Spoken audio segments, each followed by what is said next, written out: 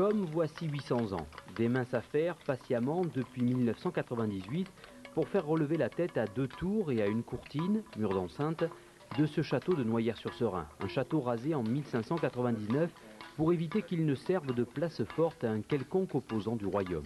Il a été détruit par des artificiers d'Avalon, sur ordonnance d'Henri IV, il y a un peu plus de 400 ans maintenant.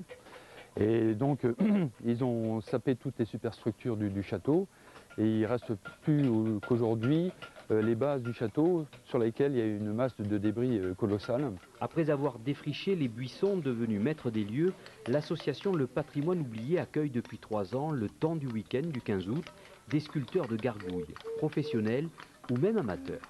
On a évité de la casser en deux en donnant un mauvais coup. Donc il faut bien faire attention aux rainures et aux fils qu'on peut trouver. Pas taper trop fort. Le fruit de leurs 3 jours de travail vendu aux enchères servira à financer la reconstruction. Tailler cette pierre calcaire de Lyon, c'est aussi l'objet de stages organisés par l'association avec les mêmes codes que les tailleurs du XIIIe siècle.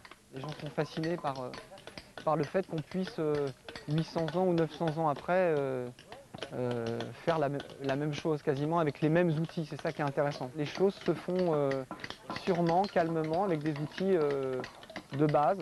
Année après année, le château de Noyers-sur-Serein retrouve de la hauteur et chaque sculpteur de gargouille, chaque tailleur pourra dire un jour qu'il a apporté lui aussi sa pierre à l'édifice.